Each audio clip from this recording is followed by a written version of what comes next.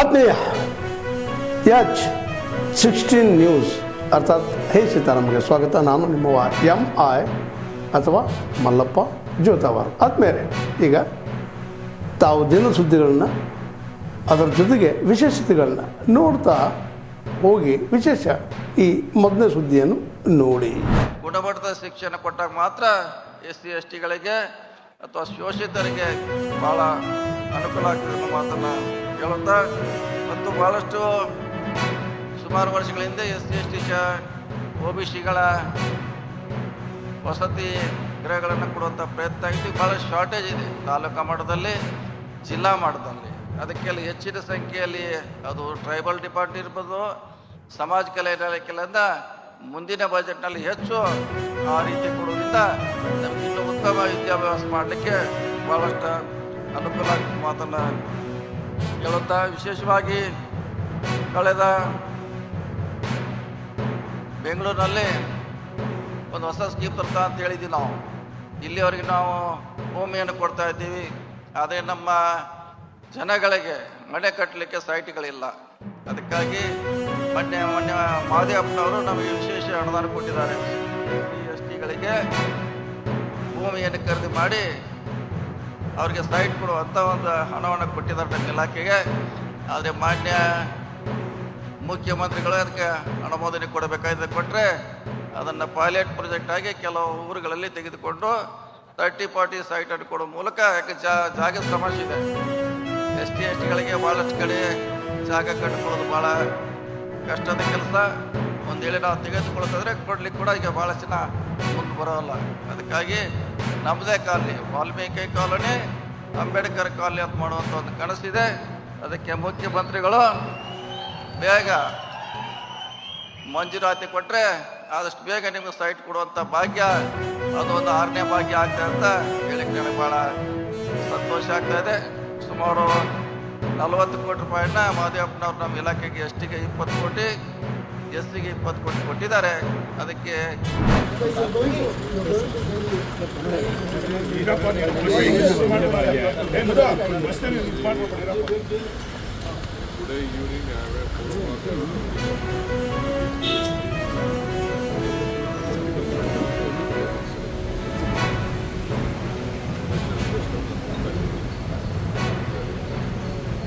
Logo down ಮಾಡ್ಕೊಳ್ಳಿ.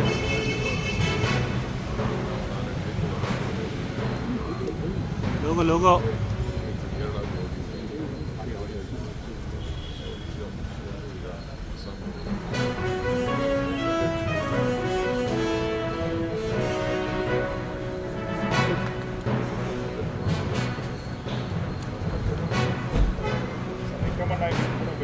ಮೊಸರು logo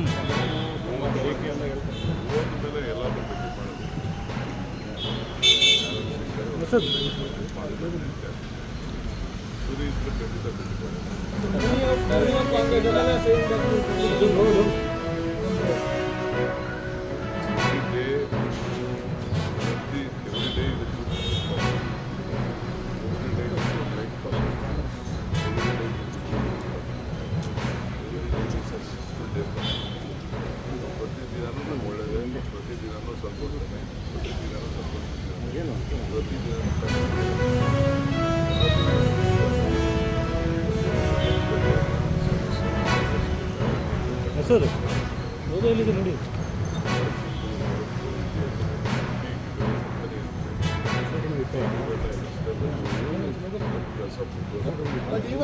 ಗೊಂದಲ ಮಾಡಬೇಕು, ಬೇಗ ಒತ್ತಾಯ ಇದೆ, ಬೇಗ ಗೊಂದಲ ಇತ್ಯರ್ಥ ಆಗಲಿ.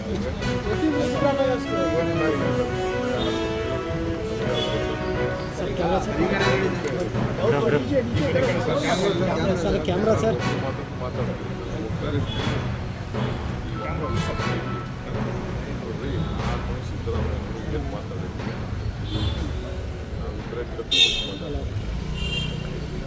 ಪಕ್ಷದ ವರಿಷ್ಠರು ನಾವು ಎಲ್ಲ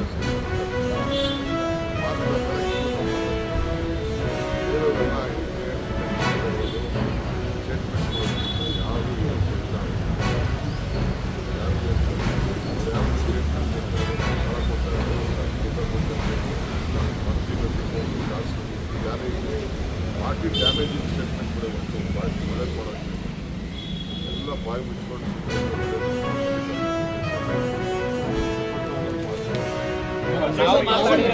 ನಾವು ಮಾತಾಡಿದ್ರೆ ನೋಟಿಸ್ ಕೊಡ್ತಾರೆ, ಯತೀಂದ್ರ ಅವ್ರಿಗೆ ಯಾಕೆ ನೋಟಿಸ್ ಕೊಡಲ್ಲ ಅಂತ ಪ್ರಶ್ನೆಯನ್ನ ಇಕ್ಬಾಲ್ ಹುಸೇನ್ ಅವರು ಮಾಡಿದ್ದಾರೆ.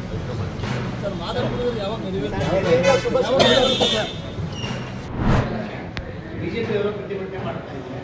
ಖಾಲಿ ಟ್ರಕ್ ತಗೊಂಡು ಯಶಸ್ವಿ ಸೂರ್ಯ ಪ್ರೊಟೆಸ್ಟ್ ಮಾಡ್ತಾ ಇದ್ದಾರೆ. ರಾಜ್ಯ ಸರ್ಕಾರ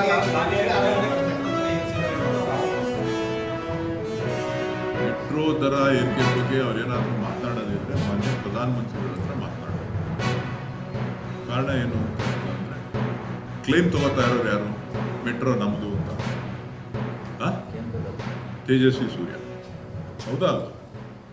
ನೀವು ನೇರವಾಗಿ ಮಾತಾಡಿ. ತೇಜಸ್ವಿ ಸೂರ್ಯ ಅವರು ಮೆಟ್ರೋ ನಮ್ಮದು ಅಂತ ಕ್ಲೇಮ್ ತಗೋತಾ ಇದ್ದಾರೆ, ರಾಜ್ಯ ಸರ್ಕಾರಕ್ಕೆಲ್ಲ ನಮ್ಮದು ಅಂತ ಹೇಳಿ.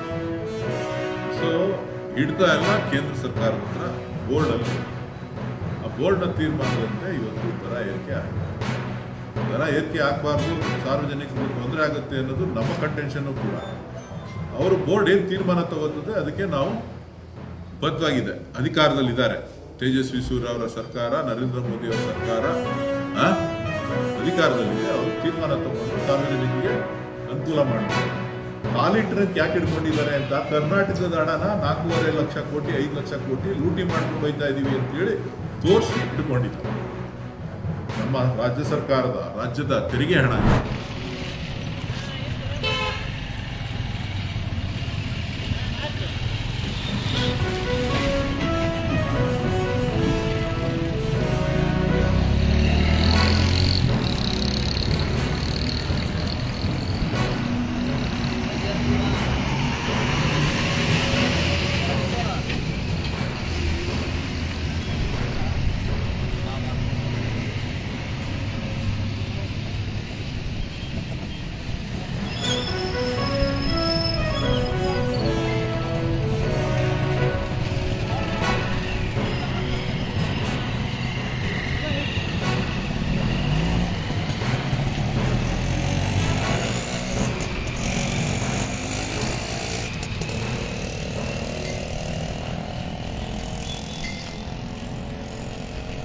ತಾವೆಲ್ಲ ಇಲ್ಲಿವರೆಗೆ ಸುದ್ದಿಗಳನ್ನು ನೋಡಿದಿರಿ, ಜೊತೆಗೆ ವಿಶೇಷ ಘಟನೆಗಳನ್ನು ಸಹ ನೋಡಿದಿರಿ.